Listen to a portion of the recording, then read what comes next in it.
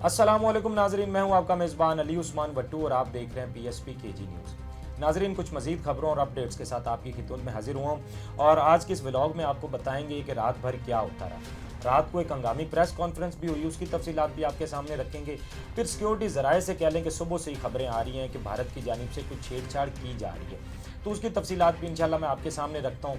फिर आज अगर इस्लामाबाद हाई कोर्ट की बात करें तो इस्लामाबाद हाई कोर्ट के अंदर भी लोगों का मजमा रहा। अलीमा खान साहबा भी वहाँ पर मौजूद थी, लेकिन पीटीआई को इस्लामाबाद हाई कोर्ट से एक बड़ी कामयाबी भी मिली है, तो आगे चल के इंशाल्लाह उस हवाले से भी आपको बताता हूँ। और फिर सुप्रीम कोर्ट के अंदर एक बड़ा केस कह लें कि समाज के लिए फिक्स हुआ है, तो उसकी तफसीलात भी इंशाल्लाह इसी व्लॉग में ही आपके सामने रखेंगे, तो इस व्लॉग को आखिर तक आपने ज़रूर देखना है।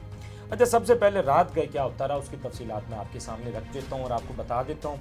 रात को 1 बजे जी तकरीबन अता तारड़ का मैसेज आता है और वो कहते हैं जी कि मैं एक प्रेस शेयर करना चाह रहा हूँ। और क्योंकि जब उनका 1 बजे मैसेज आया तो सारे लोग परेशान हो गए और सबके जहन में यही चल रहा था कि ऐसे वक्त पे उनका मैसेज आना कि भारत की जानिब से कोई हमले की तैयारियां तो नहीं की जा रही है, क्योंकि जिस तरह की सिचुएशन चल रही है तो ऐसे में फिर सारे लोगों के अंदर एक परेशानी की लहर दौड़ी। पर हाल जी अता तारड़ साहब का फिर एक मैसेज आया और उस मैसेज में उन्होंने बताया जी कि भारत जो है पाकिस्तान पर अगले 24 से 36 घंटों में हमला कर सकता है, ये उनकी जानिब से बताया गया। और उन्होंने बताया जी कि पाकिस्तान जो है वो भरपूर जवाबी कार्रवाई करेगा। अता तारड़ ने ये एक हंगामी पैगाम रात को जारी किया। अब उनका ये पैगाम आना तो उसके बाद फिर सिक्योरिटी ज़राए से भी कुछ खबरें आ रही थी। सिक्योरिटी ज़राए ने कुछ खबरें दी, उन्होंने बताया जी कि कश्मीर के कहीं आसपास भारत के जो 4 रफेल तैयारे हैं वो हवा में परवाज़ करते हुए दिखाई दिए। और क्योंकि पता है आपको फिर पाकिस्तान के अंदर भी हाई अलर्ट है, तो इसीलिए पाकिस्तान एयरफोर्स भी बिल्कुल जवाब देने के लिए तैयार थी। और वो जो रफेल तैयारे हैं वो काफ़ी देर आप कहेंगे वहाँ पर परवाज़ करते रहे। और उसके बाद जब उनको पता था कि पाकिस्तान भी हाई अलर्ट है, उनकी एयरफोर्स की भी पूरी तैयारी है, तो उन्होंने कोई कार्रवाई नहीं की। तो मतलब कुछ इस तरह की खबरें, फिर एलओसी पर फायरिंग भी होती रही रात गए तक। पाकिस्तान ने उसका जवाब भी दिया और आप कह लें कि कई चौकियां भी उनकी तबाह की, जिसकी फुटेजेस वगैरह भी जारी की गई।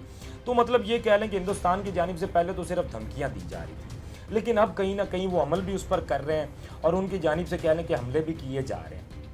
फिर कुछ इस तरह की सूरत हाल है, ऐसे में मियाँ साहब के ये पैगाम भी आ रहे हैं, बल्कि ये तो भारतीय मीडिया बाकायदा चला रहा है कि मियाँ साहब ने छोटे मियाँ साहब को मतलब शहबाज शरीफ साहब को ये कहा है कि आपने कोई भी अग्रेसिव जो है वो कह लें कि मौक़िफ़ नहीं अपनाना और इसको हम सफारती महाज पर लड़ेंगे इस मामले को। अब जब भारत की तरफ से ये कुछ किया जा रहा हो और मियाँ साहब का ये बयान आना, फिर खैर खान साहब का भी इस हवाले से बयान आया है और वो मैं आपके सामने बयान तो रखता हूँ, लेकिन हिंदुस्तान अब कुछ करेगा ज़रूर, कुछ ना कुछ वो ज़रूर करेंगे। तो इसके लिए हमें तैयार भी रहना चाहिए और हमें उनकी ज़बान में उन्हें जवाब देना चाहिए, क्योंकि पहलगाम वाक़े के बाद अब देखें ना कि जैसे ही उनका पाकिस्तान पर इल्ज़ाम लगाना, तो हमें पहले दिन से अपना जो मौक़िफ़ है वो बड़ा वाज़ेह और क्लियर रखना चाहिए था। बहरहाल खैर जी, इमरान खान साहब के इस हवाले से मैसेजेस भी आए, वो मैं आपके सामने रखता हूँ कि खान साहब ने क्या कहा है। लेकिन जो खान साहब के पैगाम आते हैं ना, वो पाकिस्तान में तो वायरल हैं, ट्विटर पर उनकी बहुत ज़्यादा रीच आ रही है, लेकिन भारतीय मीडिया पर भी सिर्फ उन पर ही बात की जा रही है। खैर खान साहब ने क्या कहा है वो मैं आपके सामने रख देता हूँ। उन्होंने कहा जी कि बदकिस्मती से जाली फॉर्म 47 के जरिए मुसल्लत की गई ये गैर आइनी हुकूमत ने कौम को तकसीम किया, लेकिन मोदी की जारियत ने पाकिस्तानी कौम को भारत के खिलाफ मुत्तहद कर दिया है। मतलब कि ये हुकूमत तो कोशिश कर रही थी आवाम को तकसीम करने की, लेकिन मोदी ने ये जो हरकत की है उसके बाद कौम मुत्तहद है और नो डाउट इसमें कौम यकीनन मुत्तहद है और हम भारत के खिलाफ सारे पाकिस्तानी और हम एक खड़े हैं और हम अपनी पाक फ़ौज के साथ खड़े हैं। और अगर पाक फ़ौज जब बॉर्डर पर होगी तो आवाम उनके पीछे खड़ी होगी। ये कभी भी आप ना सोचें कि आवाम तकसीम होगी है या आवाम जो है फ़ौज के साथ नहीं है। तो ये जो हमारे बैठे हैं ना मुखालिफिन, वो अगर ये गुमान कर रहे हैं कि कौम तकसीम है, तो ऐसा बिल्कुल नहीं है। अगर पाकिस्तान की बात होगी तो हम सारे पाकिस्तानी और हम सारे इकट्ठे होंगे। मजीद खान साहब ने कहा जी कि नवाज शरीफ, आसफ अली जरदारी जैसे खुद गर्ज रहनुमाओं ने भारत के खिलाफ किसी मजबूत मौक़िफ़ की तवक्को करना सादगी होगी। और ये खान साहब की बात बिल्कुल सही है, मतलब इनसे कुछ सख्त मौक़िफ़ भारत के खिलाफ आ जाए, ये ऐसा बिल्कुल नहीं करेंगे। और इसकी खान साहब ने आगे वजह भी बताई है। उनका कहने की ज़रूरत नहीं है कि किसी बैरूनी दुश्मन के खिलाफ जंग जीतने के लिए सबसे पहले कौम का मुत्तहद होना ज़रूरी है। ये वक्त है कि तमाम ऐसी कार्रवाइयों को रोक दिया जाए जो कौम को मज़ीद तकसीम कर रही हैं। रियासत के इस नाजुक मौके पर सियासी इंतकाम पर ज़रूरत से ज़्यादा तवज्जो देना कौमी इत्तेहाद को नुकसान पहुँचा रहा है और बैरूनी खतरात का मुकाबला करने के लिए कौम की इज्तिमाई सलाहियत को कमज़ोर कर रहा है। और खान साहब की ये बात भी ठीक थी कि जब ऐसी सूरत में आपके कह लें कि दरवाजे पर जंग खड़ी हो तो फिर आपसी मामलात को बंदा बाद में देखता है, पहले आपने दुश्मन को देखना है। तो इसीलिए ये आपसी जो मामलात हैं इनसे बाहर निकल कर हुकूमत को सोचना चाहिए, अपोजिशन के साथ उनको बात करनी चाहिए। और खान साहब को देखें ना कि जहाँ खान साहब का पैगाम आया पूरी दुनिया में उसको वैल्यू दी जा रही है, उसको सुना जा रहा है। हत्ता कि ये को खान साहब का डायरेक्ट मैसेज नहीं आया, किसी के जरिए मैसेज आया, लेकिन फिर भी आप उसका इम्पैक्ट और रीच देखेंगे कितनी ज़्यादा आ रही है। इंडियन मीडिया पर कह लें कि उस पर बात की जा रही है, पाकिस्तान के अंदर उस पर बात की जा रही है, तो इसमें आपको मानना पड़ेगा कि वो मकबूल लीडर है। उसका पैगाम आना और वैसे पैगाम पे आवाम का मुतहद हो जाना, तो इस पे सोचें कि अगर खान साहब का कोई डायरेक्ट पैगाम होता तो उस पर आवाम का क्या रिएक्शन होता। खैर जी, ये कुछ सूरत। उन्होंने कहा जी कि नवाज शरीफ और जरदारी के गैर कानूनी असासी और कारोबारी मफादात बैरून मुल्क है। ये जो खान साहब बात कर रहे थे कि इनसे सख्त मौक़िफ़ की, इस पर यहाँ पर खान साहब ने वजह भी बताई। ये लोग बैरूनी सरमायाकारी से फ़ायदा उठाते हैं और इन्हीं माली मफादात की हिफाजत के लिए भारत की जारहियत और पाकिस्तान के खिलाफ बेबुनियाद इल्ज़ामात पर खामोशी इख्तियार किए रखते हैं। खान साहब ने कहा जी कि इन्हें खदशा है कि अगर इन्होंने सच बोला तो भारतीय लॉबियाँ इनके बैरून मुल्क जितने भी असासे हैं वो ख़त्म कर सकती हैं, तो इसीलिए इनको ये खतरा है, तो इसलिए ये बोलते नहीं हैं। इन्होंने कहा इसलिए सख्त मौक़िफ़ नहीं अपनाते।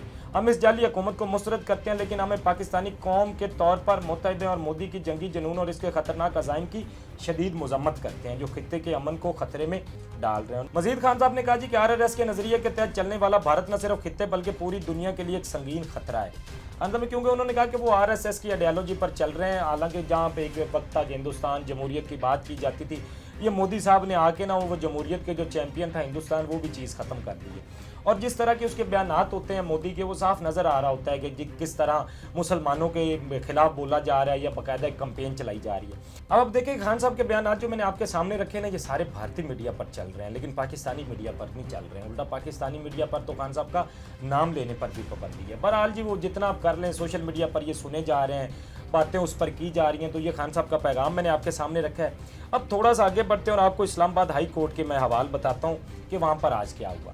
एक तो हलीमा खान साहिबा भी वहाँ पर मौजूद थी, सलमान सफदर साहब मौजूद थे, और वो वहाँ पर पहुँचे इसलिए थे कि जो अलकादर केस के, जो आप कह लें कि अलकादर केस है, उसकी जो अपीलें हैं वो समाअत के लिए मुकर्रर नहीं हो रही थी। तो आज वो गए, उन्होंने कहा कि इनको अपीलों के लिए जो है वो कह लें कि फिक्स किया जाए।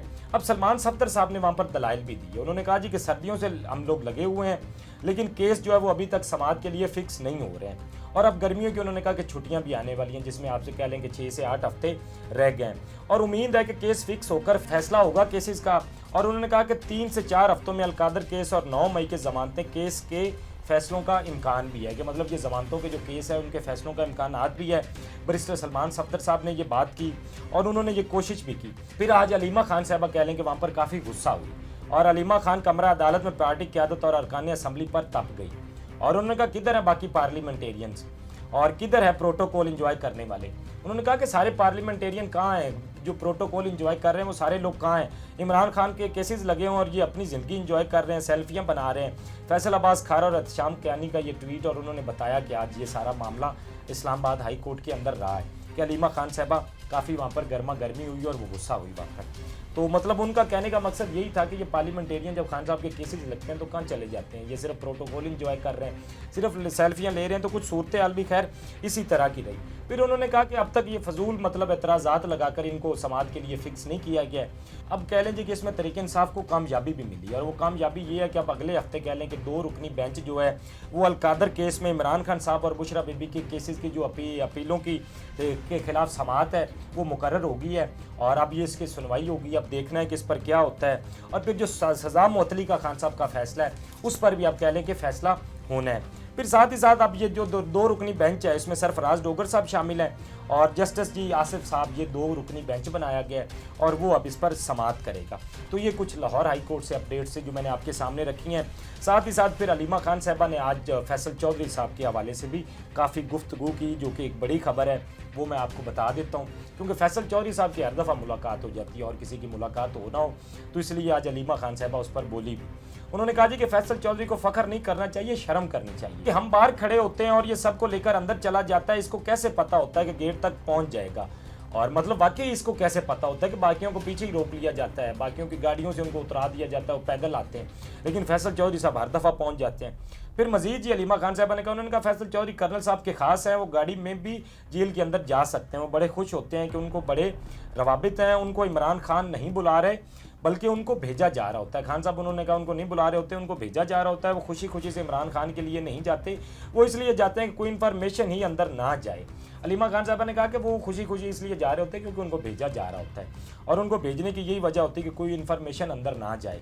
इस पर बात की और फिर सिर्फ अलीमा खान साहबा ने ये बात नहीं की, बैरिस्टर गौहर साहब भी कह लें कि सलमान अकरम राजा की ज़बानी बोल रहे थे और उन्होंने भी यही बात की। उनका भी यही सलमान अकरम राजा वाला ही सेम मौक़िफ़ था। उन्होंने कहा या तो सबको मुलाकात के लिए गाड़ी में बिठाकर अंदर ले जाए या कोई भी मुलाकात ना करे, कि मतलब ये जो फैसल चौधरी साहब मुलाकात के लिए चले जाते हैं ये भी ना जाए, या तो उन्होंने कहा सबको ले जाए या फिर किसी को भी ना ले जाए।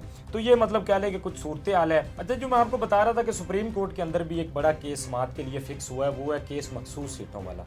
अब आपको याद होगा कि जुलाई में ये फैसला किया गया था पिछले साल, और फैसला ये हुआ था कि पीटीआई की मखसूस नशिस्तें उनको दी जाएं जिस पर कह लें कि आप अमल नहीं हुआ था। ठीक है, उस पर आप ना नजर सानी के लिए जा सकते हैं, नजर सानी की आप अपील कर सकते हैं, लेकिन उस पर अमल करना तो ज़रूरी होता है। बहरहाल अब ये केस भी दोबारा समाअत के लिए फिक्स हो गया, तो अब देखना है इलेक्शन कमीशन ने पहले तो इस पर अमल नहीं किया था, अब इस पर क्या फैसला आता है और दोबारा इस पर अमल किया जाता है या नहीं, बहरहाल ये भी देखना होगा।